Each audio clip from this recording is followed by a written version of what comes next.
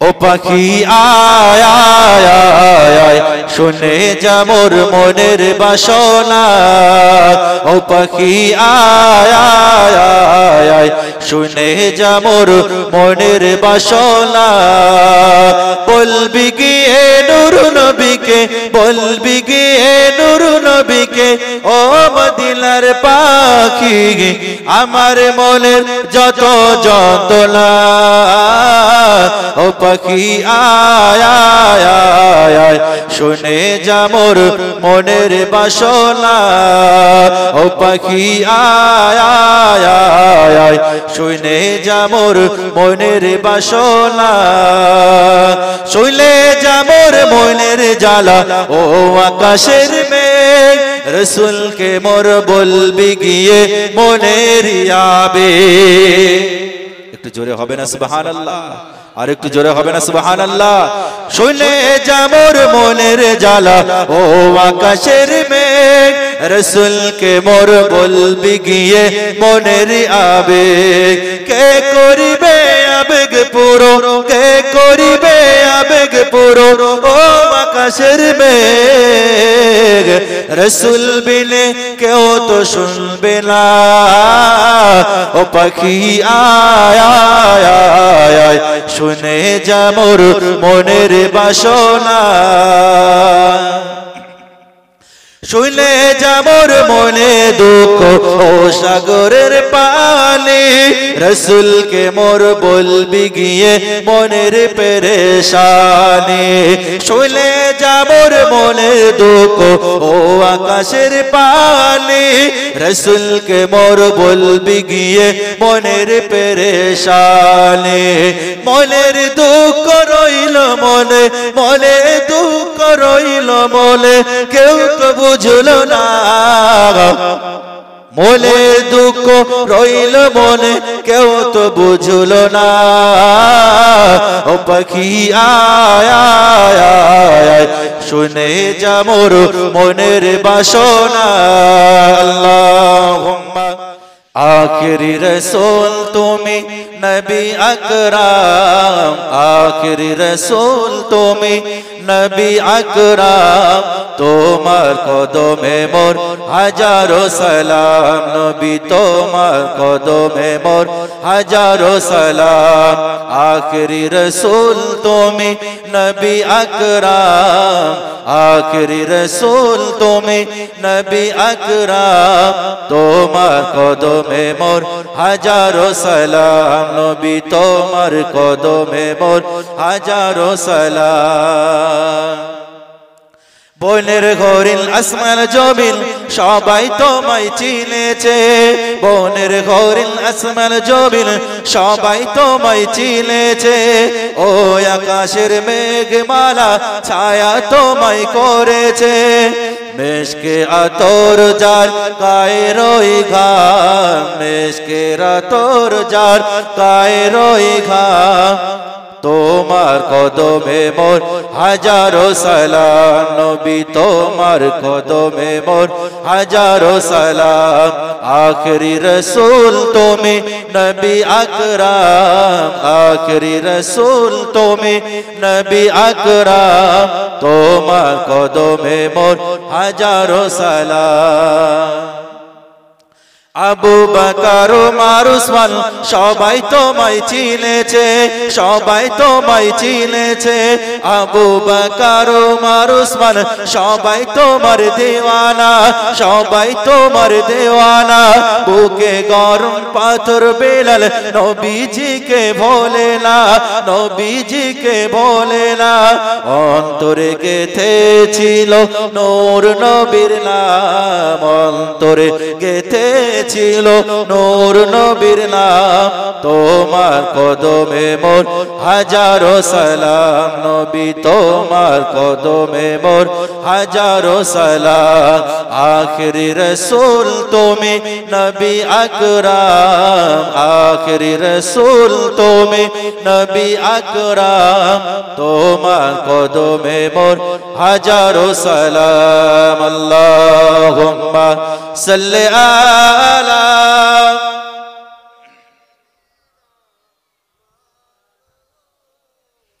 وعلى آله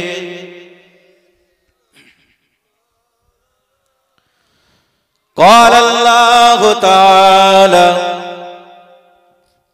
في كلام المجيد والفرقان الكريم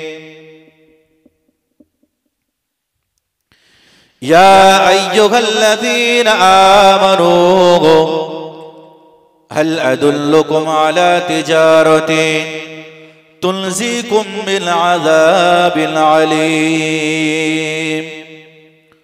وقال الله تعالى في آية أخرى تلك الرسول فضلنا بعضهم على بعض وقال النبي صلى الله عليه وسلم اعملوا الدنيا بقدر مقام فيها أو كما قال عليه الصلاة والسلام प्यारे हाजिराने मजलिस उपस्थित आमार दिनदार नेककार परेजगार अल्लाहवाला भाई ओ बाबाजी स्नेहेर कोची काचा भाई मुरब्बी चाचाजी पर्दार अंतराले आमार मा ओ बोनेरा अल्लाह पाकेर दरबारे लाखों लाखों कोटी कोटी बेशुमार शुक्रिया अगणित शुक्रिया যে আল্লাহ পাক রব্বুল আলামিন আমাদেরকে বড় মোহাব্বত করে ভালোবেসে এই পবিত্র মোতাবারক টাইমে মোতাবারক সময়ে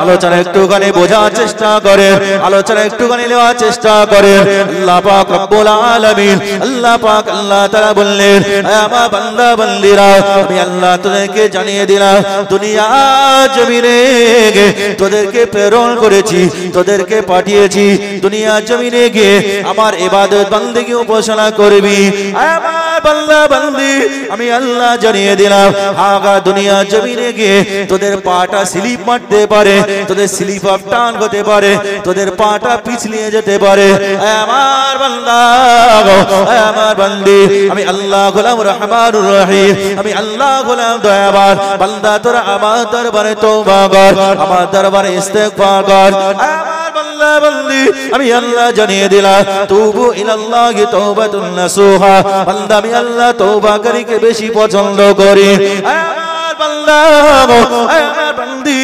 আমি আল্লাহ জানিয়ে দিলাম আমার দরবারে তওবা কর আমার দরবারে সিজদায় পড়ে যা রাতের অন্ধকারে তাহাজ্জুদের ওয়াক্ত এসে আমি আল্লাহ আমার দরবারে সিজদায় পড়ে যা এ নওজোয়ান তরুণেরা আল্লাহ পাক রব্বুল আলামিন বললেন আমার বান্দা তাহাজ্জুদের ওয়াক্ত যখন চলে আসে রাতের দুই ভাগের অংশ যখন শেষ হয়ে যায় ওই সময় এসে তোরা আমি আল্লাহ আমার দরবারে সিজদায় পড়ে আমি আল্লাহ আমার কাছে চাইতে দাও আমি আল্লাহ সপ্তম আসমান থেকে এমন করে প্রথম আসমানে নেমে আসি আর বান্দা বান্দীদেরকে বলতে থাকি আমার বান্দা আমার বান্দি বল তোদের কার কি পাওনা আছে কে কি চাস আমি আল্লাহ আমার কাছে চাইতে দাও আমি আল্লাহ জানিয়ে দিলাম বান্দা ওই সময়ে বান্দা যখন তাহাজ্জুদের নামাজটা শেষ করে আমার দরবারে তওবা করে আমার দরবারে ইস্তেগফার করে আমার দরবারে দোয়া চায় আমার আল্লাহ আমি আল্লাহ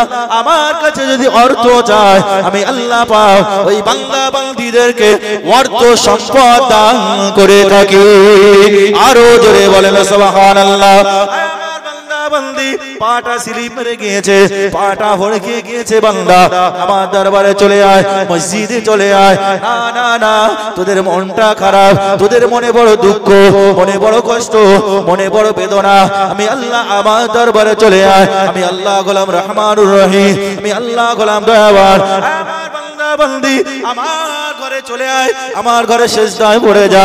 তোদের মনটা খারাপ না, সিনেমা হলে যাওয়ার দরকার নাই, তাসের আড্ডা যাওয়া দরকার নাই, এমন করে বন্ধুদের সাথে আড্ডা দেওয়ার দরকার নাই।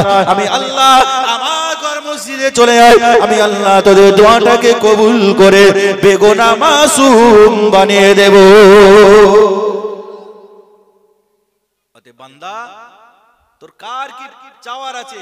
আমি আল্লাহ আমার কাছে চা, তাহাজ্জুদের ওয়াক্তে এসে আমার ঘর মসজিদে চলে যা, মসজিদে গিয়ে সিজদায় পড়ে রোনা জারি কর। আমি আল্লাহ যদি আমার কাছে রিজিক চাস তোদেরকে রিজিক দেব। একবার জোরে বলেন সুবহানাল্লাহ। প্রসঙ্গ এসেছে একটুখানি বলে দিয়ে যাই। আল্লাহ পাকের একজন দুনিয়ার জমিনে একজন মাহবুব বান্দা ছিলেন এবং একটা সাম্রাজ্যের বাদশা ছিলেন। তিনি একটা সাম্রাজ্যের বাদশা, বাদশা আব্দুল হামিদ রহমাতুল্লাহ আলাইহি। বাদশা আব্দুল হামিদ রহমাতুল্লাহ আলাইহি তিনি অত্যন্ত বিচক্ষণ ব্যক্তি এবং বাদশা আব্দুল হামিদ ন্যায়পরায়ণ একজন নেতা। ও ভাই, দুনিয়ার জমিনে আমাদেরও নেতা আছে, দুনিয়ার জমিনে আমরা নেতা দেখতে পাই, কিন্তু সে নেতা আর এই নেতার ভিতরে অনেক পার্থক্য আছে। দুনিয়ার নেতা ভোট আসবে, ভোট চাইবে, দুনিয়ার নেতা আপনাকে বলবে ইনকিলাব ইনকিলাব জিন্দাবাদ, ভোট মিটে যাবে।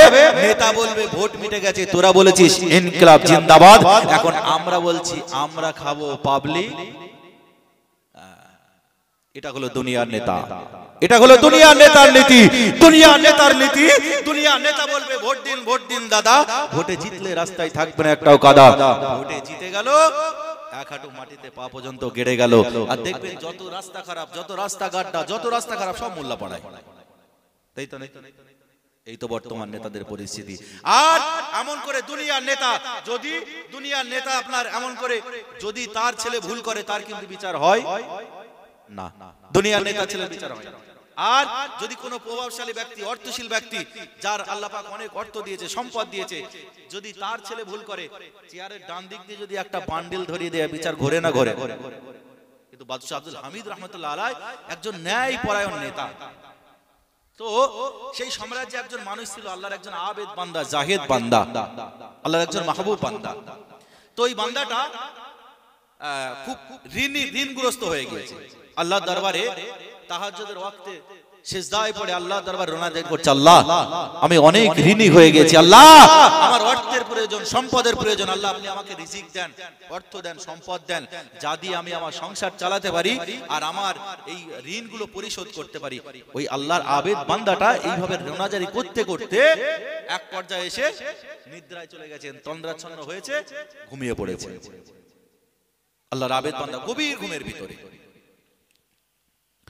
এ নওজওয়ান তরুণেরা, আমার নবী পাকে প্রেমিকেরা, আমার নবী পাকে দিওয়ানারা, আল্লাহ পাকের আবেদ বান্দা, আল্লাহ পাকের জাহেদ বান্দা কোন এক পর্যায়ে এমন করে আল্লাহ পাকের দরবারে তাহাজ্জুদের নামাজ আদায় করে সিজদায় পড়ে রোনা জারি করতে করতে এমন করে রাতের অন্ধকারে ঘুমিয়ে পড়েছে।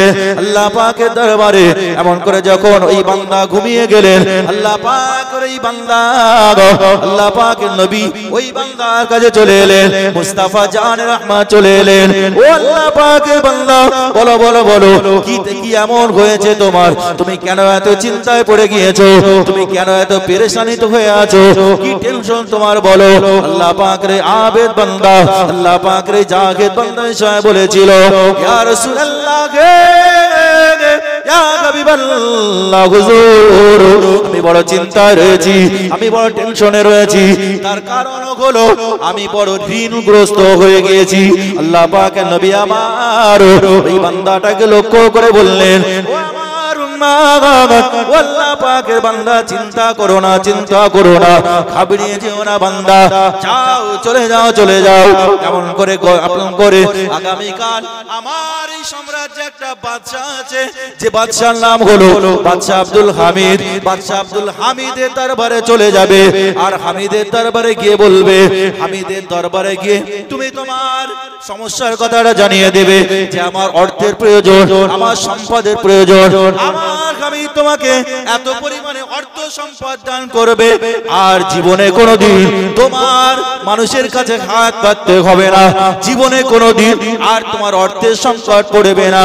আল্লাহ পাক রে আবেদ বান্দাকে আল্লাহ পাক নবী আমার আরো বলে দিলেন, আমার উম্মত আমার উম্মত যাও চলে যাও চলে যাও, আর আমার হামিদকে গিয়ে বলে দেবে প্রতিদিন আমার উপরে দরুদ ও সালামের নজরানাটা পাঠায়, কিন্তু গত রাতে আমার হামিদ কেন আমার উপরে দরুদ ও সালামের নজরানাটা পাঠায়নি?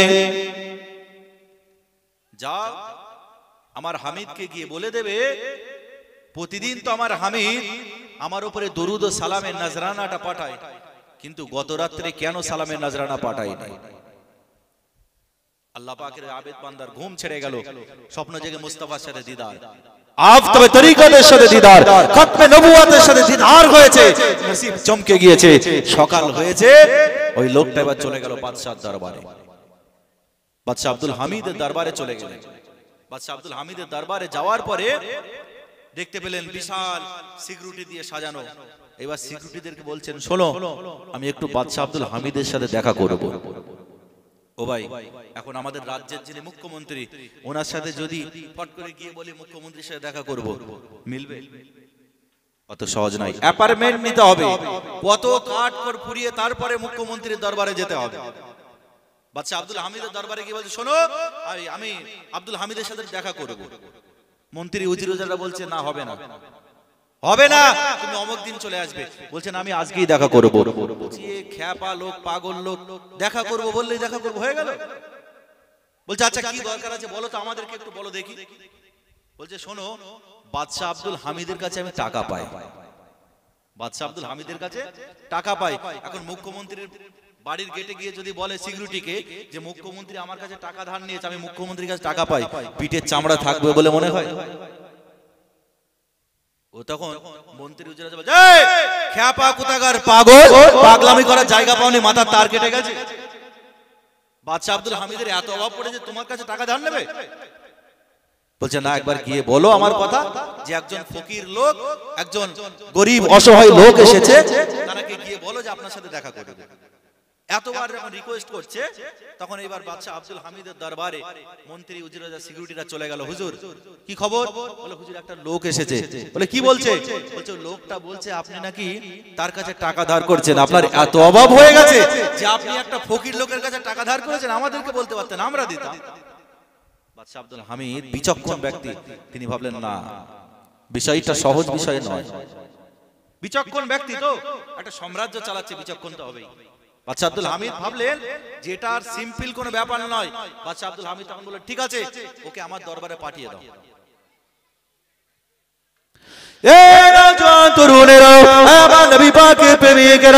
আল্লাহ পাকের আবেদ বান্দা, আল্লাহ পাকের জাগেদ বান্দা বাদশা আব্দুল হামিদের দরবারে চলে গেল। বাদশা আব্দুল হামিদের দরবারে চলে যাওয়ার পরে এইবারে বাদশা আব্দুল হামিদ রাহমাতুল্লাহ আলাইহি এই সময় ওই লোকটাকে লক্ষ্য করে বললেন, বলো বলো বলো, আমি কবে তোমার কাছে টাকা ধার করেছি আর তুমি আমার কাছে কিসের টাকা পাও? আল্লাহ পাকের আবেদ বান্দা, আল্লাহ পাকের জাগেদ বান্দা এসে বলেছিল, জাপানা হুজুর বেয়াদবি নেবেন না, হুজুর বেয়াদবি মাফ করুন, হুজুর বেয়াদবি ক্ষমা করুন। কি খবর বলো? আল্লাহ পাকের আবেদ বান্দা, আল্লাহ পাকের জাগেদ বান্দা এই সময় বলতে লেগেছে, হুজুর আমি ঋণগ্রস্ত হয়ে গিয়েছি, আমার অনেক অর্থের প্রয়োজন, আমি টেনশনে পড়ে গিয়েছিলাম। গত রাতে তাহাজ্জুদের নামাজ পড়ে এমন করে আমি আল্লাহ পাকের দরবারে সিজদায় পড়ে রোনা জারি করে আল্লাহ দরবারে দোয়া চেয়ে রাতের অন্ধকারে যখন আমি ঘুমিয়ে গিয়েছি, আল্লাহ পাকের নবী আমার মাতার কাছে চলে এলেন। আমার মাতার কাছে এসে বলতে লেগেছে, ও আল্লাহ পাকের বান্দা, ও আমার উম্মত, বলো বলো বলো, কি টেনশন তোমার, কি চিন্তা তোমার, তুমি কেন এত চিন্তা করছো, কেন এত টেনশন করছো? ও আল্লাহ পাকের আবেদ বান্দা বাদশা আব্দুল হামিদ আমি এই কারণে রাতের অন্ধকারে যখন ঘুমিয়ে গিয়েছি আল্লাহ পাকের নবী আমাকে এসে বললেন যাও আমার হামিদের দরবারে চলে যাবে, আমার হামিদ তোমাকে অর্থ সম্পদ দেবে। আর আব্দুল হামিদ তোমাকে যে অর্থ সম্পদ দান করবে আজীবনে কোনোদিন তোমার এমন করে মানুষের কাছে হাত পাতা লাগবে না, আজীবনে কোনোদিন তোমার অর্থের সংকট পড়বে না। তরুণেরা আল্লাহ পাকের আবেদ বান্দা, আল্লাহ পাকের জাগেদ বান্দা বলতে লাগলেন হুজুর শুধু তাই নয়, আল্লাহ পাকের নবী আমাকে বলে পাঠিয়েছেন আপনি নাকি প্রতিদিন রাতে তাহাজ্জুদের নামাজ পড়ে আল্লাহ পাকের নবীর উপরে দরুদ ও সালামে নজরানাটা পাঠান। ইয়া রাসূলুল্লাহ, আল্লাহ পাকের আবেদ বান্দা ও আল্লাহ পাকের জাগেদ বান্দা বাদশা আব্দুল হামিদ, আপনি গত রাতে কেন আল্লাহ নবীর উপরে দরুদ ও সালামে নজরানাটা পাঠাননি? এ নওজোয়ান তরুণেরা আল্লাহ পাকের আবেদ বান্দা বাদশা আব্দুল হামিদ রাহমাতুল্লাহ আলাইহি এই কথা শোনার সাথে সাথে ঝরঝর করে কাঁদতে লেগেছে, অজননে কাঁদতে লেগেছে। কাঁদতে কাঁদতে বান্দাটাকে লক্ষ্য করে বললেন আল্লাহ পাকের বান্দা আসো তুমি এগিয়ে এসো। আল্লাহর ওলি বাদশা আব্দুল হামিদ রাহমাতুল্লাহ আলাইহি হুজুর আমার এক বান্ডিল টাকা বার করে নিয়ে ওই লোকটার হাতে মুসাফা করে দিয়ে দিলেন, যাও বাবা চলে যাও, আর কি তোমার অর্থের প্রয়োজন আছে? আল্লাহ পাকের আবেদ বান্দা বলেছিল ও আল্লাহ পাকের বান্দা ও বাদশা আব্দুল হামিদ, না না না, আপনি যে অর্থ সম্পদ আমাকে দিয়েছেন আর জীবনে কোনোদিন আমার অর্থের সংকট পড়বে না। এইবার আল্লাহ পাকের আবেদ বান্দা ফিরে চলে যাচ্ছে, যাওয়ার সাথে সাথে আল্লাহ পাকের বাদশা আব্দুল হামিদ রাহমাতুল্লাহ আলাইহি হুজুর আমার আবার পিছন দিয়ে ডাক দিলেন ও আল্লাহ পাকের বান্দা আর একবার আমার সামনে এসো। আল্লাহ পাকের আবেদ বান্দা চলে এলো। আল্লাহ পাকের আবেদ বান্দা আসার পরে ওই মুহূর্তে বলতে লেগেছে বলো বলো বলো আমার হাবিব মুস্তাফা জান রহমান আমাকে কি বলে সম্বোধন করেছে, আমাকে কি বলে ডেকেছে? এ নওজোয়ান তরুণেরা আল্লাহ পাকের আবেদ বান্দা বলেছিলেন ও আল্লাহ পাকের বাদশা আব্দুল হামিদ আল্লাহ রাসূল বলেছেন আমার হামিদকে গিয়ে বলবে আমার হামিদ তোমাকে অর্থ সম্পদ দিয়ে দেবে। আল্লাহ পাকের আবেদ বান্দা বাদশা আব্দুল হামিদ আবার কান্নাকাটি করতে লেগেছেন, অজডনে ঝরঝর করে কাঁদতে লেগেছে। আল্লাহ পাকের বাদশা ওই সময় বলতে লেগেছে আসো আর এক বান্ডিল টাকা নিয়ে যাও। আবার এক বান্ডিল টাকা দিয়ে দেওয়া হলো। এক বান্ডিল টাকা নিয়ে যখন আবার রিটার্ন নিয়ে চলে যাচ্ছে আল্লাহ পাকের আবেদ বান্দাকে আবার ডাক দিলেন বাদশা শোনো আর একবার আমার দরবারে এসো। আবার যখন আসলো আবার আসার সাথে সাথে বলতে লাগলেন ও আল্লাহ পাকের আবেদ বান্দা বলো বলো বলো আল্লাহ পাকের নবী আমাকে কি বলে ডেকেছে, আমাকে কি বলে সম্বোধন করেছেন? আল্লাহ পাকের আবেদ বান্দা বলেছিল আল্লাহ পাকের নবী বলেছেন আমার হামিদকে গিয়ে বলে দেবে আমার হামিদ তোমাকে অর্থ দান করবে। আবার এক বান্ডিল টাকা দিয়ে দিল। মন্ত্রী হুজুর যারা চলে এলো হুজুর আপনার কি মাথা খারাপ হয়ে গিয়েছে? আপনি সব অর্থ এই লোকটার কদমে লুটিয়ে দিলেন কেন? আল্লাহ পাকের বাদশাহ আব্দুল হামিদ রাহমাতুল্লাহ আলাইহি বলতে লেগেছিলেন আল্লাহ পাকের বাদশাহ আব্দুল হামিদ রাহমাতুল্লাহ আলাইহি হুজুর আমার ঈশা বলতে লেগেছেন ও আল্লাহ ও আমার মন্ত্রী হুজুর যারা শোনো শোনো শোনো এই লোকটার জন্য আল্লাহ পাকের নবী আমাকে আমার হামিদ বলে সম্বোধন করেছে। না না না দিতে দিতে দিতে দিতে যদি আমার অর্থ সম্পদ সব শেষ হয়ে যায় আমি এই ব্যক্তিটার কদমে আমার সব অর্থ সম্পদ গুলো লুটিয়ে দেব।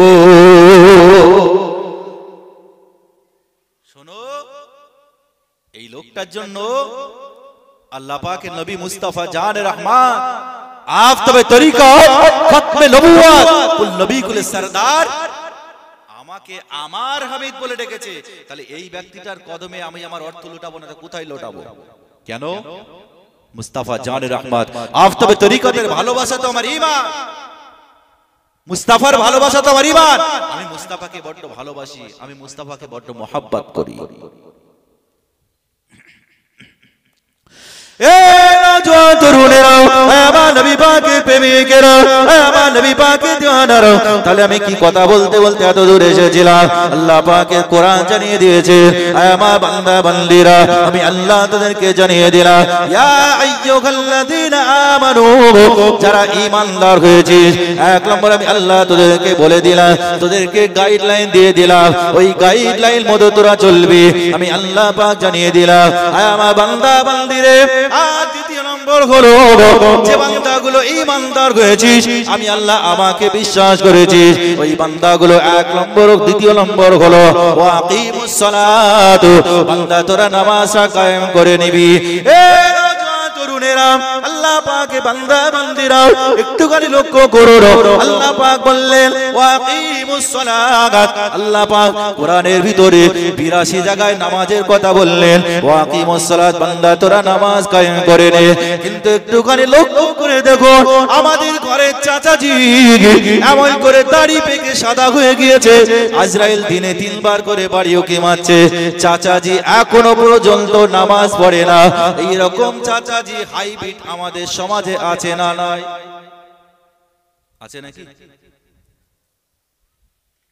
এখানে বলছি না, যা বলছি অন্তত সেই ভোজেরহাট পার করে নাকি, তাহলে আবার বাড়ি যাওয়া মুশকিল হয়ে যাবে। সমাজে এমনও চাচাজি আছে, দাড়ি পেকে সাদা, আজরাইল দিনে 3 বার করে বাড়ি উঠমাচ্ছে, ও চাচা নামাজ পড়ো, বলছেন নামাজ বাদ দিয়ে অন্য কিছু বলো।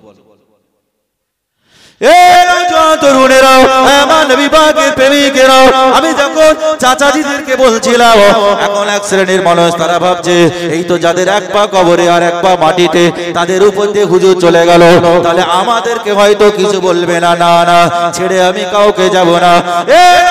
তরুণেরা একটুখানি লক্ষ্য করো, 2 ঘন্টার জন্য আমি আপনাদের খেদমতে শরীয়তে ডাক্তার হিসাবে এসেছি, তাহলে ডাক্তার হিসাবে আমার ট্রিটমেন্ট করা দরকার আছে না? না আছে তো নাকি? ট্রিটমেন্ট করবো একটু।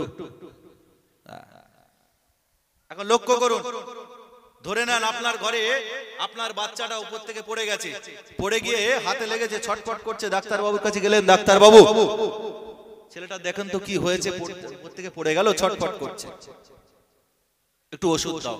ডাক্তার বাবু বলো উপর থেকে পড়ে গেছে, ঠিক আছে কোনো ব্যাপার নয়, মামুলি ব্যাপার, বলে ফাটাফাট করে প্রেসক্রিপশন লিখে দিল। আপনার কি একবার মনে হবে বাবা যে কেমন ডাক্তারের কাছে এলাম রে বাবা, একটু হাতটা টিপে দেখলো না, হাতটা চললো, চটলো না, সরলো না, ফাটলো? মনে হবে তো নাকি? মনে হবে। কেন? অথচ আপনার ছেলে যেখানে যন্ত্রণা হচ্ছে সেখানে টিপে যদি ধরে, যন্ত্রণা বাড়বে না কমবে? যন্ত্রণা বাড়বে। আপনার ছেলে ছটফট করছে, বাবা গো মা গো বলে চিল্লাচ্ছে, তারপরেও আপনি বাপ হয়ে সহ্য করছেন না। যদি আমার ছেলের সঠিক ট্রিটমেন্ট না হয়, সঠিক ওষুধ যদি না পড়ে, তাহলে রোগ ভালো হবে না। আজকে শরীয়তের ডাক্তার হিসেবে এসেছি, তাহলে রোগের ওষুধ ট্রিটমেন্ট যদি না করে যাই, কালকে চায়ের দোকানে বসে আমার গোষ্ঠী উদ্ধার হবে না? হবে না? হবে। তাতে বলাই না আমি বন্ধ করে যাব।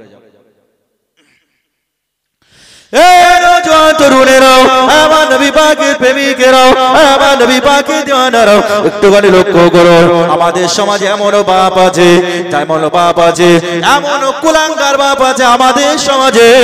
একটুখানি লক্ষ্য করে দেখে নেন, বাপ ছেলেকে দোকানে পাঠাচ্ছে, আমার সন্তান যা চলে যায়, একটু দোকানে চলে যা, দোকানে গিয়ে 1 বান্ডিল বিড়ি কিনে নিয়ে চলে যায়। তরুণেরা ছেলে এবার দোকানে চলে গেল, দোকানে যাওয়ার পরে চিন্তা ভাবনা করছে, তাই তো আমার বাপ প্রতিদিন পক পক করে টানে, তাহলে আমি একদিন টেনে দেখি এর ভিতরে কি মজা আছে। টানবে না? টানবে না? বৃক্ষ তোমার নাম কি? ফলে পরিচয়, ফল দেখলে বলে দেওয়া যাবে গাছের নাম কি। তরুণেরাও, আমার নবী পাকের প্রেমিকেরা, একটুখানি লক্ষ্য করো, আজকে আমাদের সমাজে একটা জেনারেশন পুরো শেষ হয়ে যাচ্ছে, আমাদের ঘরের বাচ্চাগুলো মানুষ হচ্ছে না। তার দ্বিতীয় নম্বর কারণ বলেছি, আজকে আমরা পাপগুলো সজাগ নয়, আজকে আমাদের পাপগুলো সজাগ নয়। আর তৃতীয় নম্বর কারণ হলো আমাদের ঘরের বাচ্চাগুলো মানুষ হচ্ছে না, তার তৃতীয় নম্বর কারণ হলো আল্লাহ পাক রব্বুল আলামিন জানিয়ে দিয়েছে, আমার বান্দা বান্দিরা, আমি আল্লাহ তোদেরকে জানিয়ে দিয়ে গেলাম, আমি আল্লাহ তোদেরকে বলে দিয়ে গেলাম, হাল্লাল্লাহুল বাইআ ওয়া হারামার রিবা। আমার বান্দা বান্দি, আমি আল্লাহ তোদের জন্য ব্যবসাকে হালাল করে দিলাম আর সুদ ঘুষকে হারাম করে দিলাম। কিন্তু একটুখানি লক্ষ্য করে দেখুন, আজকে আমাদের গ্রামে 90% লোক সুদ ঘুষের সাথে যুক্ত আছে না নাই?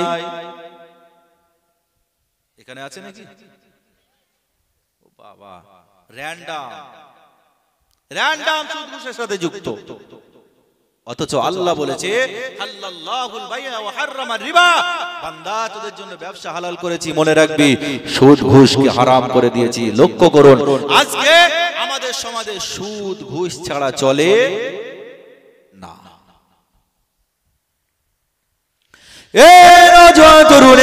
আমাদের ঘরের সমাজের বাচ্চাগুলো মানুষ হচ্ছে না, তার তৃতীয় নম্বর কারণ বলেছি, আমাদের ঘরে সুদ ঘুষ ঢুকে আছে, আমাদের ঘরে জুয়া ঢুকে আছে। নওজোয়ান তরুণেরা একটুখানি বোঝার চেষ্টা করে, শুধু বাড়ির মদ্দা মানুষগুলো সুদ খাচ্ছে তাই নয়। নওজোয়ান তরুণেরা, আমাদের ঘরের মা গুলো বোনগুলো বাড়ির মদ্দা মানুষটা ডেকে বললো, আমার স্বামী, আমার স্ত্রী, তাহলে আমি একা কেন জাহান্নামে যাব? চল তুই আমার সাথে জাহান্নামে যাবি, একা আমরা একসাথে জাহান্নামে বসবাস করব। বাড়ির স্ত্রীটাকে মদ্দা মানুষ ডাকলো, আমার প্রাণের স্ত্রী, আমি তোকে বড় মোহাব্বত করি, আমি তোকে বড় ভালোবাসি, আমি তোকে বড় প্যার করি, আমার স্ত্রী, চল একা একসাথে জাহান্নামে থাকবো। তাহলে কি করতে হবে? যে আমাদের দেশে এসেছে নতুন একটা লোন, তার নাম হলো গ্রুপ লোন, বন্ধন লোন। আমাদের ঘরের মায়েদেরকে এমন করে বাড়ির মদ্দা মানুষটা গ্রুপ লোন, বন্ধন লোনের সাথে যুক্ত করে না, করে না? এখানকার মায়েরা ভালো, এরা গ্রুপ লোন করে না, এরা বন্ধন লোন করে না। তরুণেরা, আল্লাহ নবী জানিয়ে দিয়েছেন, আত-তাইয়্যুসু লা ইয়াদখুলুল জান্নাহ। আল্লাহ পাকের নবী জানান, আত-তাইয়্যুসু লা ইয়াদখুলুল জান্নাহ। আল্লাহ পাকের প্রত্যেক জান্নাতের গেটে গেটে লেখা থাকবে, আত-তাইয়্যুসু লা ইয়াদখুলুল জান্নাহ। তাইয়্যুস ব্যক্তি জীবনে কোনোদিন জান্নাতে যাবে না।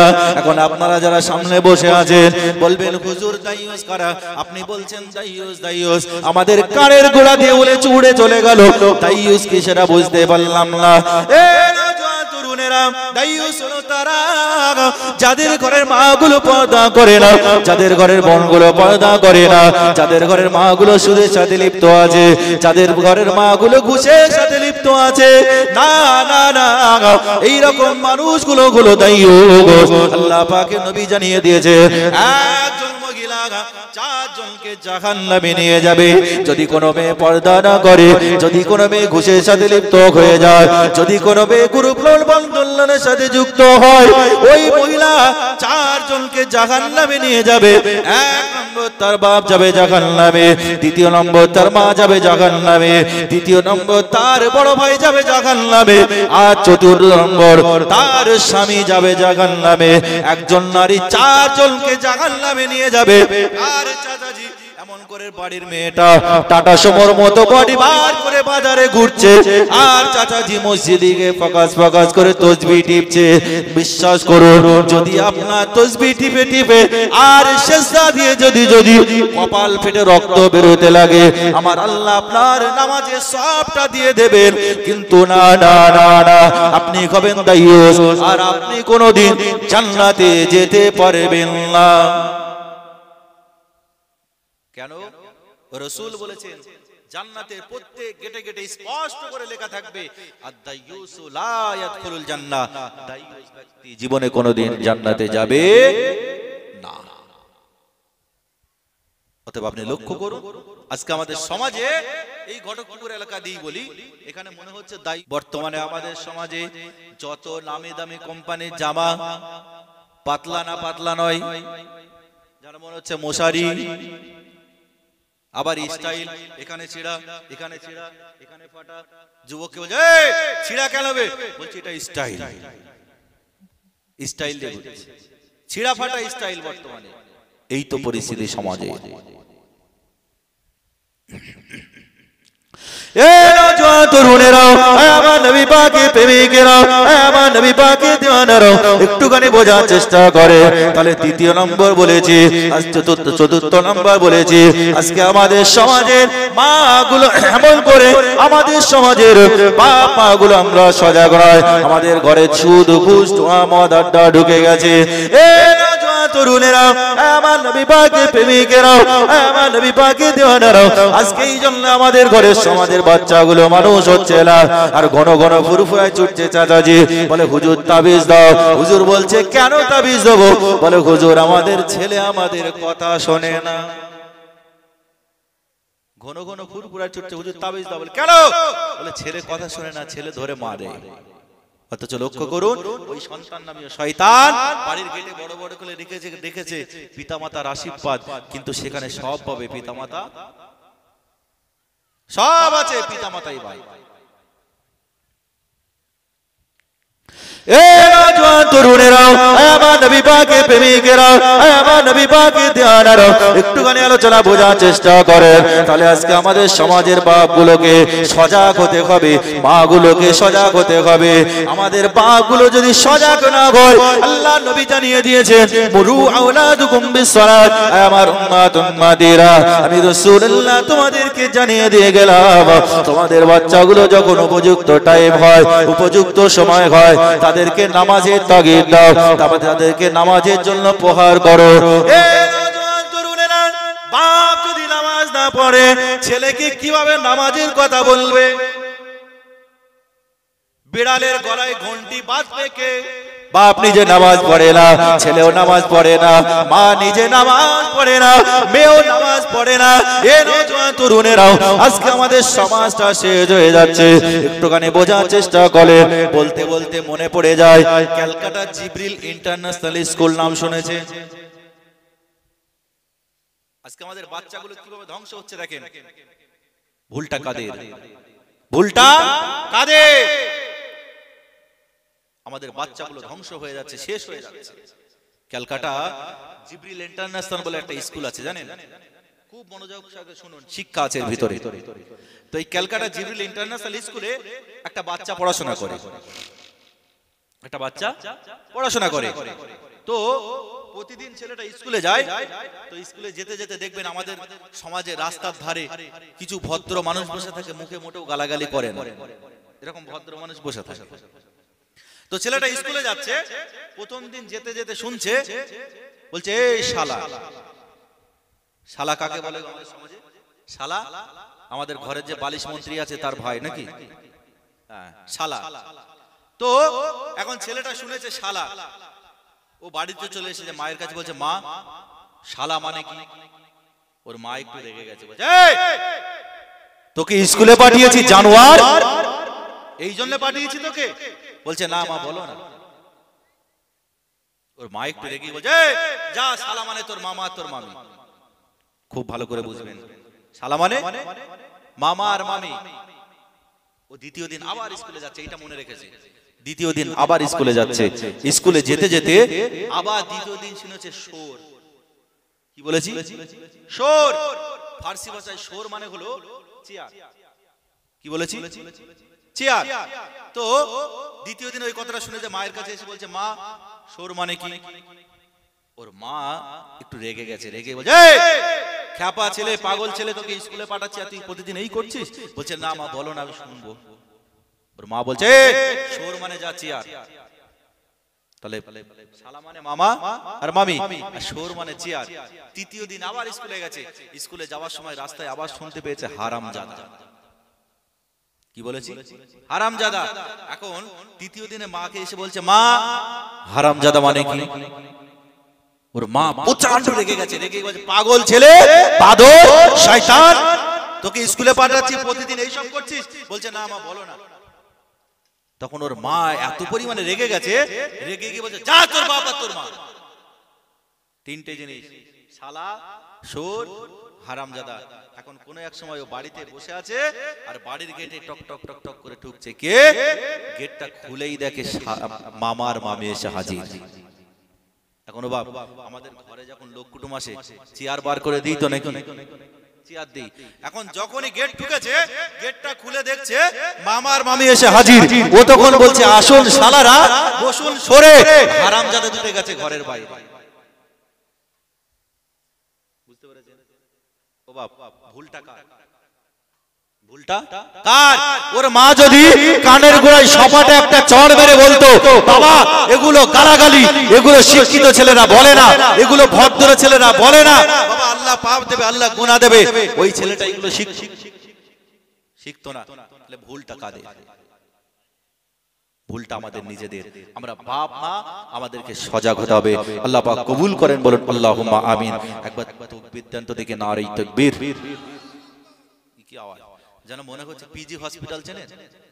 পিজি হসপিটাল দেখবেন রোগী ভর্তি করে দিয়ে বাইরে যারা ওয়েট করে যেন মনে হয় ওরাই বড় বড় রোগী। মনে হচ্ছে চোখ মুখ দেখে সব বসে গেছে, পিজি হসপিটালের সামনে বসে আছে। একবার জোরে সোরে বাপ বেটা মিলে একসাথে তাকবীর দেন দেখে, নারে তাকবীর। এ মুসলমান, আর কতদিন ঘুমাবে? আপনি লক্ষ্য করুন, আজকে বর্তমানে কেন্দ্রে যে সরকার বসে আছে, এই বিজেপি সরকার, আজকে আমাদের মুসলমানদের একটা সম্পত্তি ছিল, যে সম্পত্তির নাম কি? ওয়াকফ সম্পত্তি।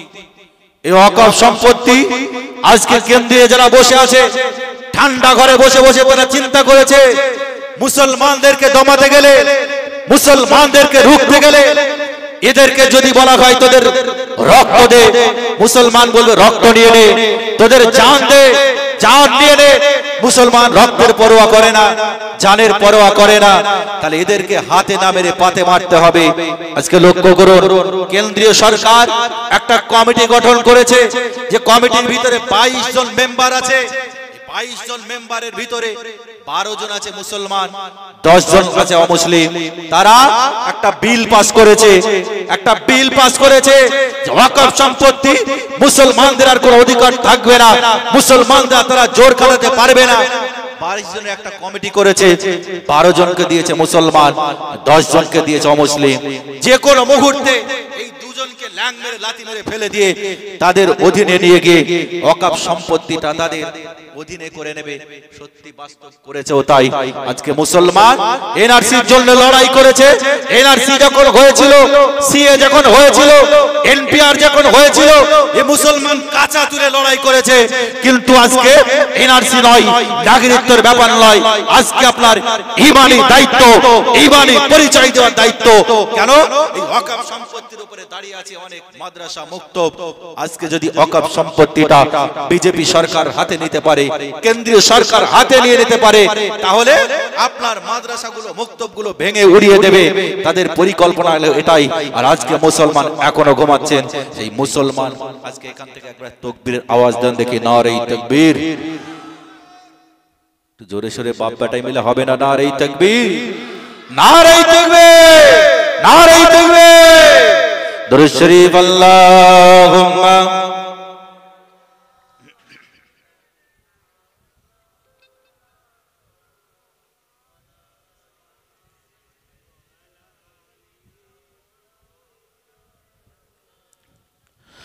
আমি লিখব চিঠি দেব তোমায়,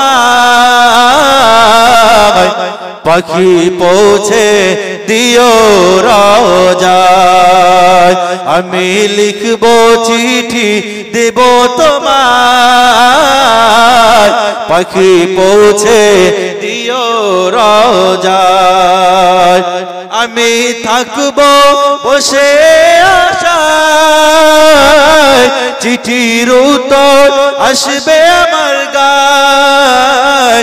আমি থাকব বসে আশায়, চিঠির উত্তর আসবে আমার গায়। কবে আসবে মদিনার পয়গাম, গায়ে বাঁধব হাজিদের ঘেরা।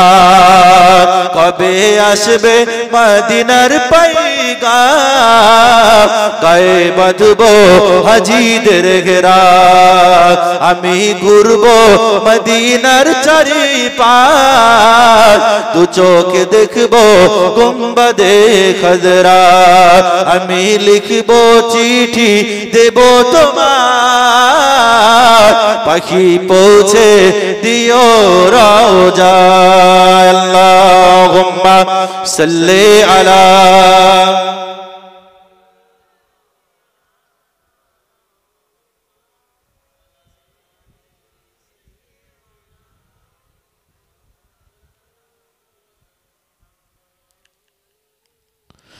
ও পাখি আয় আয় আয় শুনে যা মোর মনের বাসনা ও পাখি আয় আয় আয় শুনে যা মোর মনের বাসনা বলবি গিয়ে নূর নবীকে বলবি গিয়ে নূর নবীকে ও মদিনার পাখি আমার মনের যত যন্ত্রণা ও পাখি আয় আয় আয় শুনে যা মোর মনের বাসনা ও পাখি আয় আয় আয় শুনে যা মোর মনের বাসনা শুইলে যা মোর মনের জ্বালা ও আকাশের মেঘ রসুলকে মোর বলবি গিয়ে মনের আবেগ একটু জোরে হবে না সুবহানাল্লাহ আর একটু জোরে হবে না সুবহানাল্লাহ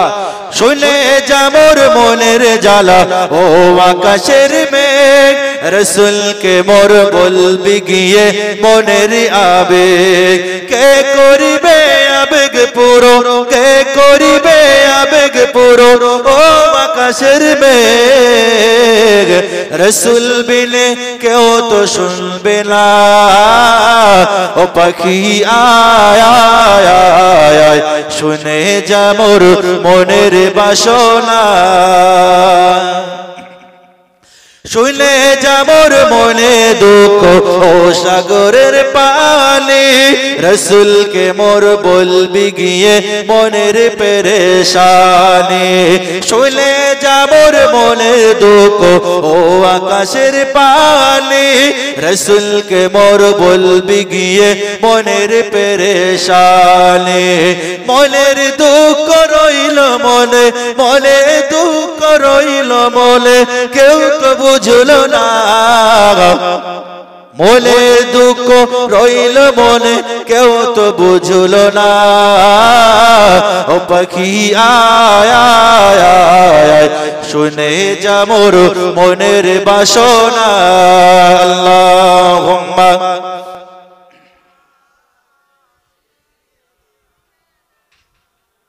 ওয়া আলা আলিহি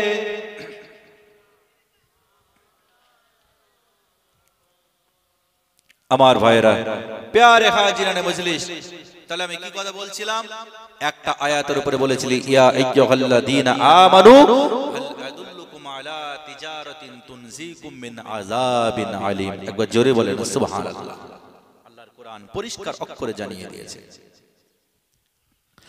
এ নওজোয়ান তরুণেরা আমার নবী পাকের প্রেমিকেরা আমার নবী পাকের দিওয়ানারা আল্লাহ পাক রব্বুল আলামিন আল্লাহ পাক আল্লাহ তাআলা জানিয়ে দিলেন আমার বান্দা বান্দীরা আমি আল্লাহ তাদেরকে জানিয়ে দিলাম ইয়া আইয়ুহাল্লাযীনা আমানু হাল আদুল্লুকুম আলা তিজারাতিন তুনজিকুম মিন আযাবিল আলীম আমার বান্দা বান্দীরা আমি আল্লাহ তাদেরকে জানিয়ে দিলাম আমি আল্লাহ তাদেরকে বলে দিলাম হাল আদুল্লুকুম আলা তিজারাতিন তুনজিকুম মিন আযাবিল আলীম দুনিয়া জমিনে তোরা দুনিয়া জমিনে যে কোনো ব্যবসা বাণিজ্য করিস না কেন দুনিয়া জমিনে ব্যবসায় লাভ আছে লস আছে আমার বান্দা বান্দীরা আমি আল্লাহ জানিয়ে দিয়ে গেলাম হাল আদুল্লুকুম আলা তিজারাতিন তুনজিকুম মিন আযাবিল আলীম আমার বান্দা বান্দীরা আমি আল্লাহ তোদেরকে একটা ব্যবসার কথা শিখিয়ে দেব দুনিয়া জমিনে যে ব্যবসাটা করলে দুনিয়া ও আখিরাত দুটো জবাই লাভ পাবে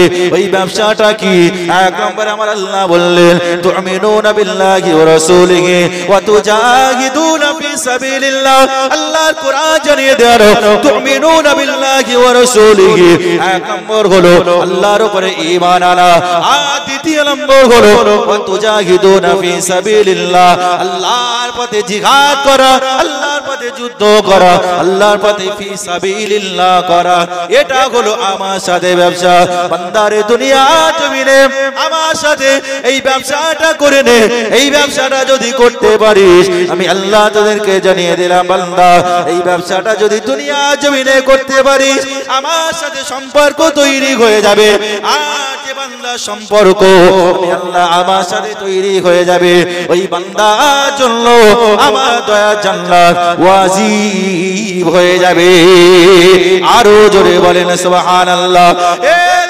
তরুণেরা আয় আমার নবী পাকের প্রেমিকেরা আল্লাহ পাক রব্বুল আলামিন বললেন আমার বান্দা বান্দীরা তোরা সম্পর্কটা আমার সাথে তৈরি করে নে আমার সাথে যদি সম্পর্ক তৈরি করতে পারিস ওয়া হুয়া মাকুম আইনা মা কুনতুম বান্দা তোরা যেখানেই থাকিস না কেন আমি আল্লাহ তোদের নিকটবর্তী অবস্থান করি অতএব বান্দা বান্দীরে তোরা আমার সাথে সম্পর্ক তৈরি করে নে আর যে বান্দা আমার সাথে সম্পর্ক তৈরি করে নেবে যে বান্দা আমার সাথে দোস্তি করে নেবে আমার সাথে বন্ধুত্ব করে নেবে ওই বান্দাটার জন্য আমি আল্লাহ পাক জানিয়ে দিয়ে গেলাম ওই বান্দাটা হলো মুমিন বান্দা ওই বান্দাটা হলো মাহবুব বান্দা ওই বান্দাটা হলো পেয়ারা বান্দা ওই বান্দাটা হলো আমার ওলি বান্দা আমার বান্দা বান্দিরে আমি আল্লাহ তোদেরকে জানিয়ে দিলাম আর আমার ওলি বান্দারা আমার মাহবুব বান্দারা আমার পেয়ারা বান্দারা যদি তারা আমাকে একবার ডাকতে পারে আমি আল্লাহ একবার ডাকার ওসিলায় তাদের 10 বার সাড়া দিয়ে থাকি আরো জোরে বলেন সুবহানাল্লাহ আল্লাহ পাক রব্বুল আলামিন বলে আমার বান্দা বান্দি আমি আল্লাহ তোদেরকে জানিয়ে দিয়ে গেলাম শুধু তাই নয় বান্দা যখন আমার হয়ে যায় আমি আল্লাহ ওই বান্দার হয়ে যায় বান্দা যখন আমার হয়ে যায় আর ওই বান্দা যখন আমার দিকে এক কদমে এগিয়ে আসে আমি আল্লাহ ওই বান্দার দিকে আমার কুদরতি পা দ্বারা 10 কদম এগিয়ে যায় আরো জোরে বলেন সুবহানাল্লাহ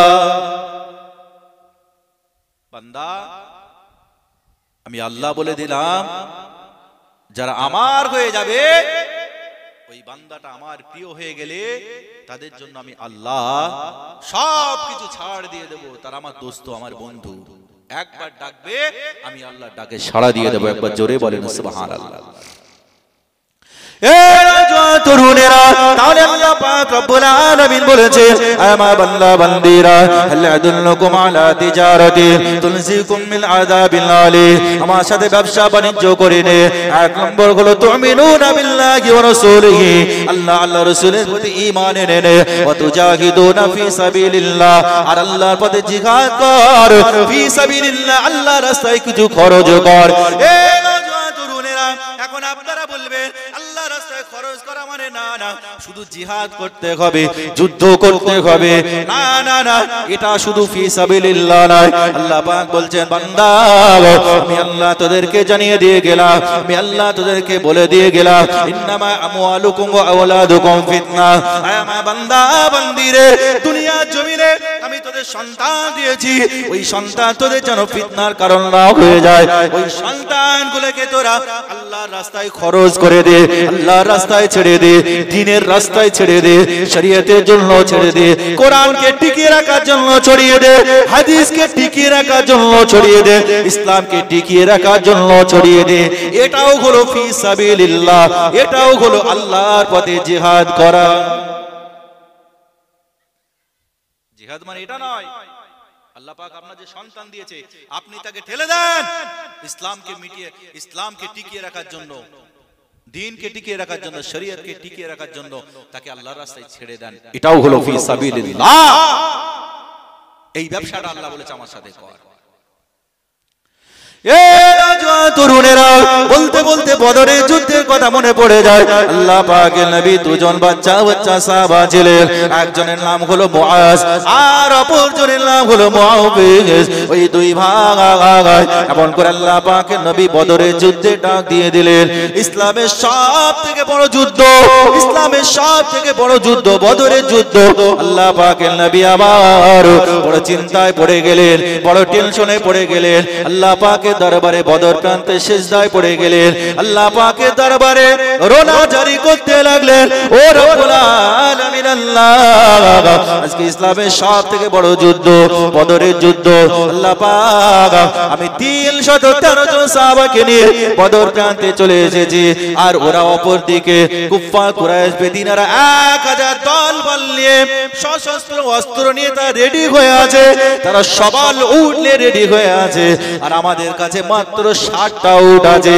আর এমন করে অস্ত্র বেশি নাই ও আমার আল্লাহ আজকে আপনি গায়েবী মদদ পাঠান আপনার সাহায্য পাঠান আল্লাহ এইভাবে সিজদায় পড়ে রোনা জারি করতে লাগলেন আল্লাহ পাক রব্বুল আলামিন আল্লাহ পাক আল্লাহ তাআলা জানিয়ে দিলেন আয় আমার ফেরেশতা জিবরিল যাও চলে যাও আমার হাবিব দুনিয়া জমিনে কান্নাকাটি করবে আমি আল্লাহ এটা সহ্য করতে পারি না আমি আল্লাহ এটা রোনা জারি করতে পারি না আয় আমার বান্দা আয় আমার ফেরেশতা যাও চলে যাও আমার হাবিবকে গিয়ে শুনিয়ে দাও আমি আল্লাহ আমার হাবিবের উপরে আয়াতটা নাজিল করে দিলাম আল্লাহ পাকের ফেরেশতা জিবরিল আমিন আলাইহিস সালাতু ওয়াস সালাম আল্লাহ পাকের নবী দরবারে চলে আসলেন আসসালামু আলাইকা ইয়া রাসূলুল্লাহ হাবিবাল্লাহ হুজুর আপনি মাথা তুলুন আর আপনি কান্নাকাটি করবেন না আপনি আর রোনা জারি করবেন না আল্লাহ পাক আপনার উপর আয়াত নাজিল করে দিয়েছে আল্লাহ পাক রব্বুল আলামিন জানিয়ে দিয়েছেন কুলিল্লাযীনা কাফারু সাতুগলিবুনা ওয়া তাহশারুনা ইলা জাহান্নাম বি'সাল মিহাদ এ তরুণেরা আয় আমার নবী পাকের প্রেমিকেরা আল্লাহ পাক রব্বুল আলামিন আল্লাহ পাক আল্লাহ তাআলা কোরআনের আয়াতটা নাজিল করে দিলেন কুলিল্লাযীনা কাফারু সাতুগলিবুনা ওয়া তাহশারুনা ইলা জাহান্নাম বি'সাল মিহাদ আল্লাহ পাকের ফেরেশতা জিবরিল আমিন আলাইহিস সালাতু ওয়াস সালাম এসে এই আয়াতটা পড়ে শুনিয়ে দিলেন ইয়া রাসূলুল্লাহ হাবিবাল্লাহ হুজুর আল্লাহ পাক জানিয়ে দিয়েছেন অচিরেই এমন একটা টাইম আসছে অচিরেই এমন একটা সময় আসতে লেগেছে আল্লাহ পাক রব্বুল আলামিন কুফার কুরাইশ বেদিনদেরকে আবু জেহেল আবু লাহাবদেরকে আল্লাহ পাক রব্বুল আলামিন এই বদর প্রান্তে পরাভূত করে দেবে আল্লাহ পাক তাদেরকে নাস্তে নাবুদ করে দেবে অতএব হুজুর আপনি মাথা তুলুন আপনি কাঁদবেন না হুজুর আপনি কাঁদবেন না মাথা তুলুন আল্লাহ নবী মাথা তুললেন আল্লাহ নবী মাথাটা তুলে নিলেন আল্লাহ রাসূল সাল্লাল্লাহু আলাইহি ওয়াসাল্লাম হুজুর আমার বদরের যুদ্ধের সব প্রস্তুতি নিয়ে রেডি হয়ে গেলেন এ আমার সাহাবারা শোনো বদরের যুদ্ধের প্রস্তুতি শুরু করো প্রস্তুতি শুরু হয়ে গেল আর ওদিকে দুই ভাই মুআজ আর মুআব্বাস মাকে বলছে মা আল্লাহ রাসূল ইসলামের সবথেকে বড় যুদ্ধ টপ যুদ্ধ বদরের যুদ্ধে ডাক দিয়েছে মা তুমি একটু অনুমতি দাও আমরা নিজেদের জানটাকে কুরবান করে দেব নিজেদের রক্তটাকে ইসলামের জন্য বিলিয়ে দেব মা একটু অর্ডার দেন কেমন মা দেখে মা কেমন দেখে আমাদের ঘরের মা হলে কি বলবে বাবা যাস না বোম মারবে গুলি মারবে যাস না আর তাদের ঘরের মা গুলো দেখে আর বোম গুলি তো সর্বনাশ বিশেষ করে এই ভাঙড় ঘটকপুর এলাকার মানুষের বোম গুলির কথা বলে লাভ নেই নিউজ গুলো বিশেষ করে ভোটের সময় নিউজ গুলো বলছে ভাঙড়ে টপকে গেল এক্ষুনি 12টা এ মুসলমানদের এত পাওয়ার ওরে বাপ রে বাপ এ তরুণেরা আমার নবী পাকের প্রেমিকেরা আমার নবী পাকের দিওয়ানারা আলোচনা একটুখানি বোঝার চেষ্টা করে মুআজ আর মুআবিজ ওই দুই ভাই মাকে বলতে লাগলো মা আপনি একটু অর্ডারটা দিয়ে দেন আপনি একটু হুকুমটা দিয়ে দেন ওই সময় মা বলেছিল আমার ছেলে যাও চলে যাও আমি তোমাদের মা আমি তোমাদেরকে অর্ডার দিয়ে দিলাম আমি তোমাদেরকে হুকুম দিয়ে দিলাম যাও ইসলামের সবথেকে বড় যুদ্ধ বদরের যুদ্ধে তোমরা প্রস্তুতি নিয়ে চলে যাও এ তরুণেরা মা বলতে লেগেছে, আমার ছেলে যাও চলে যাও, তবে শোনো শোনো শোনো, তোমরা বদর প্রান্তে গিয়ে ইসলামের সবথেকে বড় শত্রু, ইসলামের টপ শত্রু আবু জেহেলকে হত্যা করে তারপরে ফিরবে। যদি তোমাদের তাদের শহীদ হতে হয় তাও তোমরা শহীদ হয়ে যাবে। যদি তোমাদের গর্দান থেকে ঘাটটা আলাদা হয়ে যায়, মাথাটা আলাদা হয়ে যায়, তাও কোনো দ্বিধাবোধ নাই। কাল কিয়ামতের ময়দানে আল্লাহ পাকের দরবারে আমি আল্লাহ পাকের দরবারে বলবো, ও রব্বুল আলামিন আল্লাহ, দুনিয়া জমিনে কিছু করতে পারি আর না পারি, অন্তত আমার দুটো বাচ্চাকে ইসলামের জন্য, দ্বীনের জন্য শহীদ করে দিয়েছি। আরো জোরে বলেন সুবহানাল্লাহ। এ তরুণেরা, ওই বাচ্চা ছেলে দুটো এইবার আল্লাহ নবী দরবারে চলে গেলেন। ইয়া রাসূলুল্লাহ, ইয়া হাবিবাল্লাহ, হুজুর আপনি একটু অনুমতি দেন, আপনি একটু হুকুম দেন, আপনি একটু পারমিশনটা দিয়ে দেন, হুজুর আমরা ইসলামের জন্য নিজের জানটাকে কুরবান করে দেব, আমার এমন করে রক্তটাকে বিলিয়ে দেব, হুজুর আপনি একটু অনুমতি দেন। আল্লাহ পাকের নবী আমার বলতে লাগলেন, আমার সাহাবারা, না না না না, আমি রাসূলুল্লাহ বলে দিলাম, এমন করে আমি রাসূলুল্লাহ বলে দিলাম, কোন বাচ্চা ছেলে যুদ্ধে যাওয়ার পারমিশন নাই, অতএব বাবা আমি তোমাদেরকে যুদ্ধে যাওয়ার অনুমতি দিতে পারবো না, পারবো না। ওই বাচ্চা ছেলে দুটো রোনাজারি করতে লাগলো, হুজুর আমরা মায়ের কাছে অনুমতি নিয়ে এসেছি, মা আমাদেরকে ছেড়ে দিয়েছে, ইয়া রাসূলুল্লাহ হাবিবাল্লাহ, হুজুর আপনি একটুখানি সুযোগ করে দেন, আমরা ইসলামের জন্য শহীদ হব। আল্লাহ পাকের নবী আমার তাদের এই কান্না দেখে আল্লাহ পাকের নবী বললেন, ও বাবা ছেলে যাও যাও যাও, আমি দুজনকে অনুমতি দেব না, একজনকে অনুমতি দেব, তোমরা কে যাবে বলো? দুই ভাই হাত তুলে দিয়েছে, হুজুর আমি যাব। আল্লাহ পাকের নবী অনেক বড় কথা আমি শর্টে বলছি, আল্লাহ পাকের নবী মুস্তাফা জান রহমাত হুজুর আমার এই সময় বলতে লাগলেন, হুজুর আমার এই সময় বলতে লাগলেন, ও আল্লাহ পাকের ও আমার সাহাবারা, ও বাচ্চা ছেলেরা বলো তোমরা কে যাবে? দুই ভাই যখন হাত তুলো, আল্লাহ পাকের নবী বললেন, বাবা যাও তোমরা কুস্তি লড়াই শুরু করো, যে বান্দা কুস্তিতে জিতে যাবে ওই ব্যক্তিটাকে আমি যুদ্ধের ময়দানে পাঠাবো। বড় ভাই ছোট ভাই কুস্তি লড়াই শুরু হয়ে গেল। স্বাভাবিক নিয়ম মতো 10 বছরের বাচ্চার সাথে যদি এমন করে 20 বছরের একটা যুবকের যদি কুস্তি লড়িয়ে দেওয়া হয়, তাহলে কে জিতবে একটুখানি বলুন? 10 বছরের বাচ্চা পারবে? পারবে না। যুদ্ধ কুস্তি লড়াই শুরু হয়ে গেল, রীতিমতো দুনিয়া নিয়ম অনুযায়ী ছোট ভাই হেরে গেল, বড় ভাই অনুমতি পেয়ে গেল। রাসূল বললে, যাও, বড় ভাইকে আমি অনুমতি দিয়ে দিলাম, যুদ্ধের ময়দানে চলে যাও। তরুণেরা ছোট ভাই অজরে ঝরঝর করে কাঁদতে লাগলেন, চোখের পানির টোসাটা গড়িয়ে যায়। ইয়া রাসূলুল্লাহ হাবিবাল্লাহ, হুজুর আমার নসিবটা এত খারাপ, আমার কপালটা কি এত খারাপ, আমার বড় ভাই অনুমতি পেয়ে গেল আর আমি কি যাওয়ার অনুমতি পাবো না? আল্লাহ পাকের নবী মুস্তাফা জান রহমাত এই সময় ছোট ভাইকে বলতে লেগেছিল, ও আল্লাহ পাকের বান্দা তুমি এত রোনাজারি করছো, যাও চলে যাও চলে যাও, আবার কুস্তি লড়াই শুরু করো, এইবার যদি তুমি জিততে পারো তাহলে তোমাকে অনুমতি দিয়ে দেব। আল্লাহ পাকের এই বান্দা কুস্তি লড়াই শুরু করে দিল। মুহাব্বত ভালোবাসা তাদের অন্তরে কেমন ছিল দেখেন, চোখ দিয়ে ঝরঝর ঝরঝর করে পানি পড়তে লাগলে। তরুণেরাও আল্লাহ নবী অঝরে কাঁদতে লাগে, ঝরঝর করে কাঁদতে লাগে। আল্লাহ পাকের নবী সাহাবী হযরত আব্দুল্লাহ ইবনে মাসউদ ও কাঁদেন, আল্লাহ নবী ও কাঁদেন। আল্লাহ পাক ফেরেশতা জিবরিল আমিনকে পাঠিয়ে দিলেন, আয় আমার জিবরিল যাও চলে যাও চলে যাও, আমার হাবিবকে গিয়ে জানিয়ে দাও আমার হাবিব যেন কান্না কাটি না করে, আমার হাবিব যেন রোনাজারি না করে।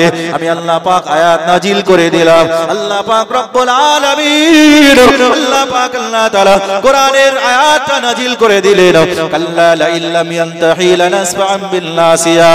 এ তরুণেরা আল্লাহ পাক কোরআনের আয়াতটা নাজিল করে দিলেন, কাল্লা লা ইল্লাম ইয়ানতাহি লানাসফা'আন বিন নাসিয়া। আমার হাবিব আপনি চিন্তা করবেন না, অচিরেই এমন একটা টাইম আসবে, এমন একটা সময় আসবে, আবু জেহেলের মাথার সামনে চুলের মুঠি ধরে আপনার কদমে হাজির করানো হবে। আরো জোরে বলেন সুবহানাল্লাহ। ফেরেশতা জিবরিল আমিন এসে আল্লাহ রাসূলের আয়াতটা শুনিয়ে দিলেন, হুজুর আপনি চিন্তা করবেন না, আল্লাহ খুশির সংবাদ পাঠিয়েছে, কাল্লা লা ইল্লাম ইয়ানতাহি লানাসফা'আন বিন নাসিয়া, অচিরেই এমন একটা টাইম আসবে আবু জেহেলের সামনে চুলের মুঠি ধরে আপনার দরবারে হাজির করানো হবে। এইবার ওই বাচ্চা ছেলে, সে মনে আছে তো মুআজ আর মুআবিজ কোথায় ছেড়েছিলাম, ওই বাচ্চা ছেলে দুটো মায়ের কথা মনে পড়ে গেল। মা বলেছে যুদ্ধের ময়দানে গিয়ে আবু জেহেলকে হত্যা করে আসবে, কিন্তু বাচ্চা ছেলেটা তো চেনে না আবু জেহেল কোনটা। একজন মুরব্বী চাচাজিকে, চাচাজি বলো তো দেখি আবু জেহেল কোনটা ইসলামের সবথেকে বড় শত্রু, টপ শত্রু? বলল ওই যে বদর প্রান্তে উটের পিঠে সওয়ার হয়ে যে মানুষটা কুফফার কুরাইশ বেদিনদের যুদ্ধের পরিচালনা করছে, ওটাই হলো আবু জেহেল। তরুণেরা মুআজ আর মুআবিজ ওই দুই ভাই ছুটে চলে গেল। ছুটে যাওয়ার পরে দেখতে পেলেন আবু জেহেল এমন করে উটের পিঠে সওয়ার হয়ে কুফফার কুরাইশ বেদিনদের এমন করে যুদ্ধের পরিচালনা করছেন। আল্লাহ পাকের সাহাবা দুটো চলে গেল। চলে যাওয়ার পরে ওই বদর প্রান্তে আবু জেহেল যে ঘোড়ার উপরে সওয়ার হয়েছিল, ওই ঘোড়ার পায়ের নিচে তলোয়ারের আঘাত করেছে। আবু জেহেল জমিনে পড়ে ছটফাতে লেগেছে আর সাথী সঙ্গীদেরকে বলতে লেগেছে, আমার সাথী সঙ্গীরা শোনো শোনো শোনো, আর এই বাচ্চা ছেলে দুটো, আমি এত বড় নেতা হওয়ার পরেও, আমার এত বড় ক্ষমতা থাকার পরেও, এত বড় আমার স্পর্ধা থাকার পরেও এই ছোট ছোট বাচ্চা ছেলে দুটো আমাকে কাবু করে দিয়েছে। তরুণেরা এইবারে যখন আবু জেহেল জমিনে পড়ে গিয়েছে, ছটফট ছটফট করছে, আল্লাহ পাকের ওই নবী সাহাবী যে যার গালে সপাটে চড় মেরেছিল কানের গোড়ায়, আল্লাহ পাকের নবী সাহাবী হযরত আব্দুল্লাহ ইবনে মাসউদ রাদিয়াল্লাহু তাআলা আনহু, হুজুর আমার ছুটে গিয়ে আল্লাহ পাকের ইসলামের সবচেয়ে বড় শত্রু আবু জেহেলের এমন করে গলা এত জোরে একটা আঘাত করেছে, আবু জেহেল জমিনের উপরে পড়ে চিরজীবনের মতো জাহান্নামী হয়ে গিয়েছে।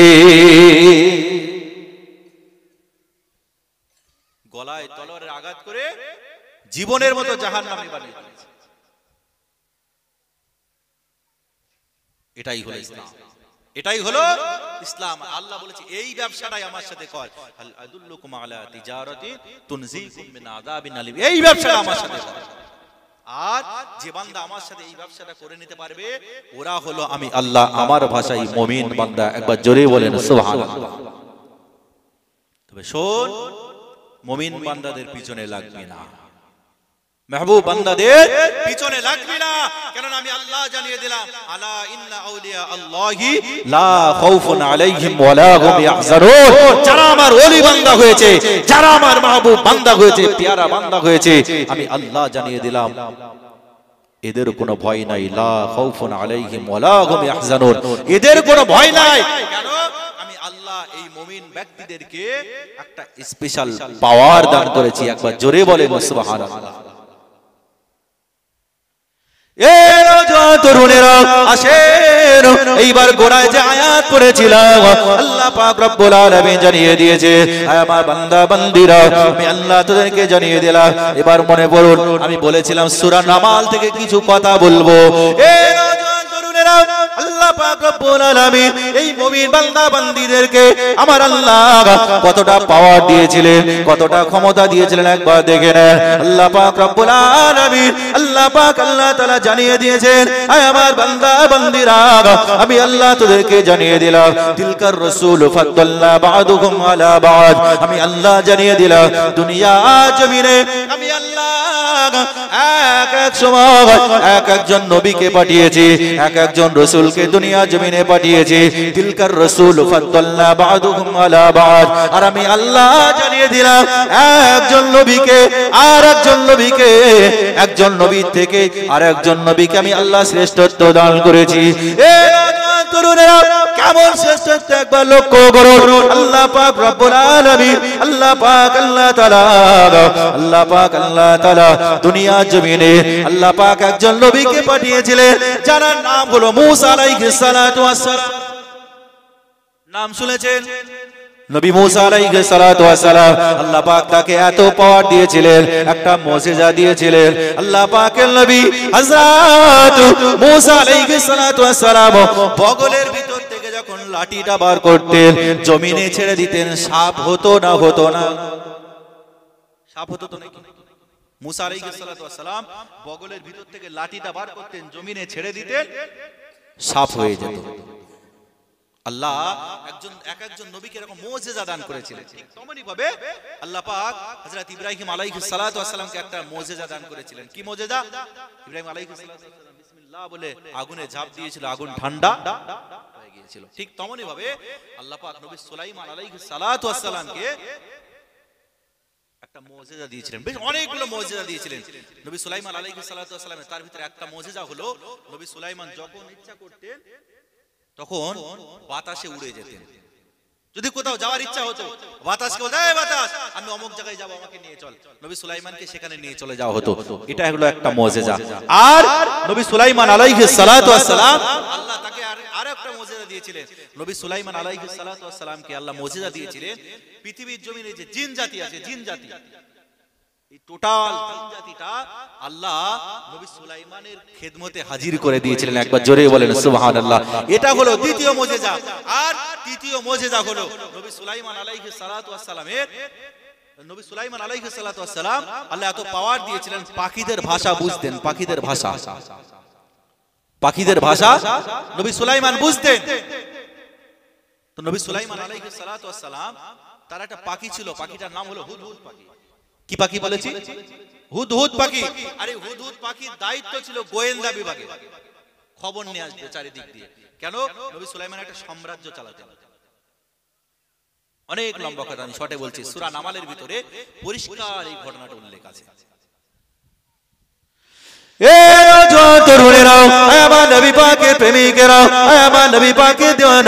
একটুখানি বোঝার চেষ্টা করে। আল্লাহ পাকের নবী সুলাইমান আলাইহিস সালাতু ওয়াস সালাম যখন কোন পেশাব পায়খানার প্রয়োজন হতো, যখন তিনি বাথরুমে যেতেন, আল্লাহ পাকের নবী সুলাইমান আলাইহিস সালাতু ওয়াস সালামের পেশাব পায়খানার পানিটা তুলে দিতেন। সে অন্য কেউ নয়, সেগুলো জিন জাতিদের সরদার আর হুদহুদ পাখি। এমন করে নবী সুলাইমানের পিছনে গার্ডে থাকতেন। তরুণেরা, আমার নবী পাকের প্রেমিকেরা, আল্লাহ নবী সুলাইমান আলাইহিস সালাতু ওয়াস সালাম কোন এক সময় বাথরুম পেয়েছে, তিনি বাথরুমে যাবেন। জিন জাতিদের সরদার নবী সুলাইমান আলাইহিস সালাতু ওয়াস সালামের এমন করে পানিটা বয়ে দিলেন। এ নওজোয়ান তরুণেরা, পানিটা বয়ে দেওয়ার পরে আল্লাহ পাকের নবী সুলাইমান আলাইহিস সালাতু ওয়াস সালাম এমন করে হুদহুদ পাখিকে খুঁজতে লাগলেন। ওয়া তাতাফাক্কাদাত তায়রা ফাকালা মা লি লা আরাল হুদহুদ আম কানা মিনাল গায়বিন। এ নওজোয়ান তরুণেরা, আল্লাহ পাক রব্বুল আলামিন সূরা নামালের 20 নম্বর আয়াতের ভিতরে আমার আল্লাহ পাক জানিয়ে দিয়েছেন, ওয়া তাতাফাক্কাদাত তায়রা ফাকালা মা লি লা আরাল হুদহুদ আম কানা মিনাল গায়বিন। আল্লাহ পাক রব্বুল আলামিন বলেন, এইবার নবী সুলাইমান আলাইহিস সালাতু ওয়াস সালাম হুদহুদ পাখিকে খুঁজতে লাগলেন। জিন জাতিকে বলতে লাগলেন, এ জিন জাতির সরদার, হুদহুদ কোথায় গিয়েছে? হুদহুদকে কেন আমি দেখতে পাই না? সে কি আমার শব্দের সীমার ভিতরে আছে, নাকি সে তার পাখিদের সাথে উড়ে চলে গেছে? হুদহুদ কোথায়? আমি হুদহুদকে কেন দেখতে পাচ্ছি না? জিন জাতিদের সরদার সে বললেন, হুজুর আমি তো জানি না হুদহুদ কোথায়। হুদহুদ কোথায় আমি তো জানি না। নবী সুলাইমান একটু রেগে গেলেন। নবী সুলাইমান রেগে কি বললেন? লা ইউআযিবান্নাহু আযাবান শাদীদা। যদি সঠিক টাইমের ভিতরে না পৌঁছাতে পারে, তাহলে তাকে আমি কঠিন শাস্তি দেব। আও লা আযবাহান্নাহু আও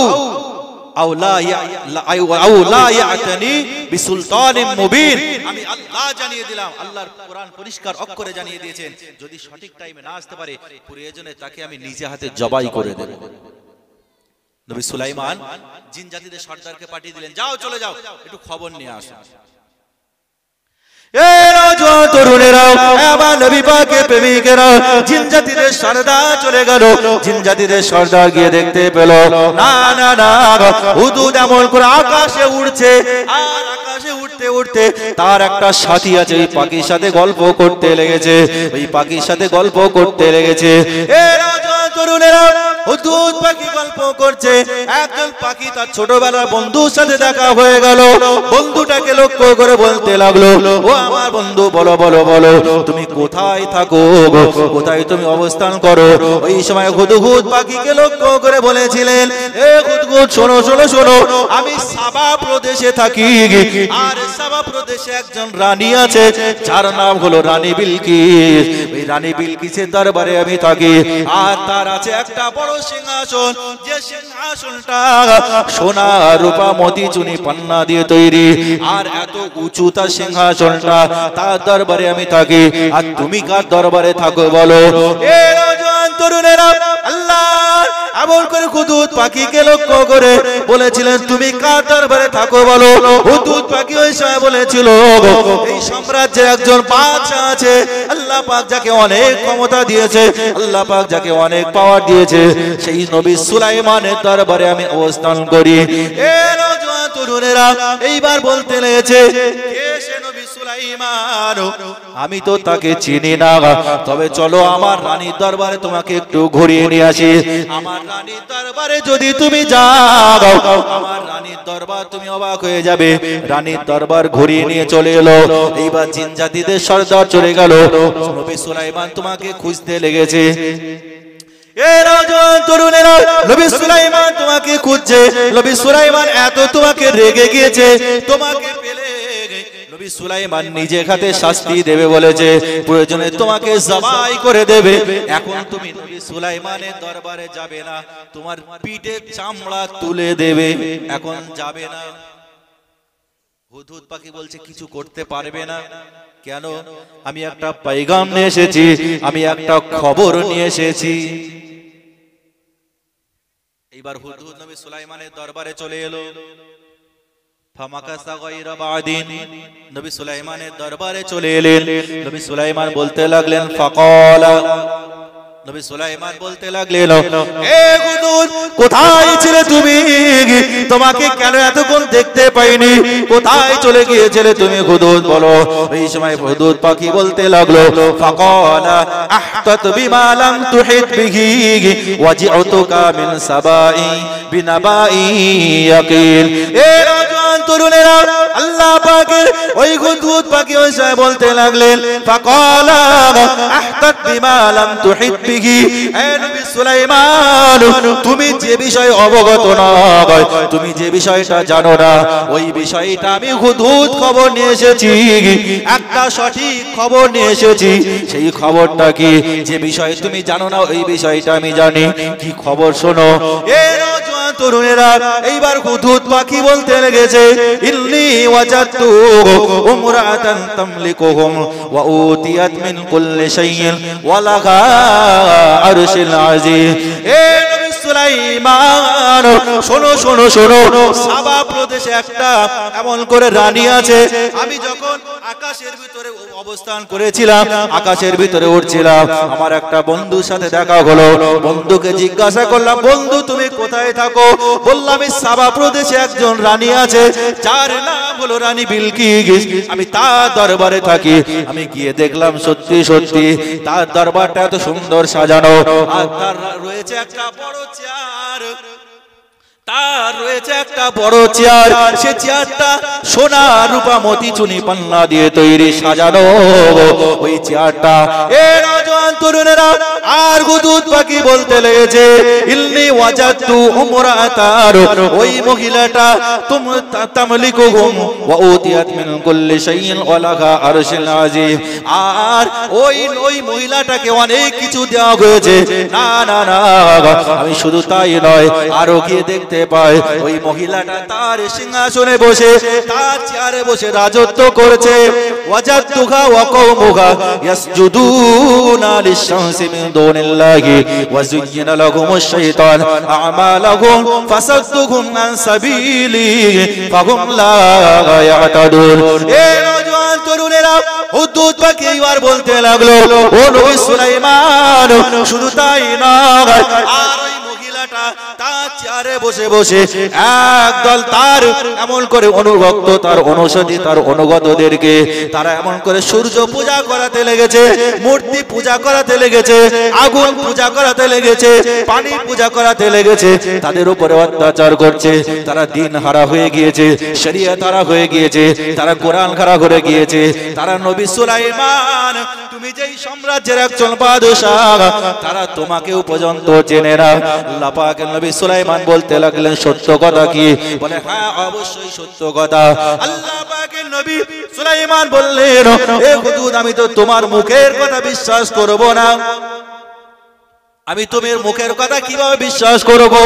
আল্লাহ পাকের নবী হযরত নবী সুলাইমান আলাইহিস সালাতু ওয়াস সালাম একটা দল তৈরি করলেন। ওই দলটাকে তৈরি করার পরে ওই দলটাকে বললেন, যাও হুজুর যেটা বলছে এটা কি সত্য কথা নাকি মিথ্যা কথা, এটা একবার খবর নিয়ে এসো।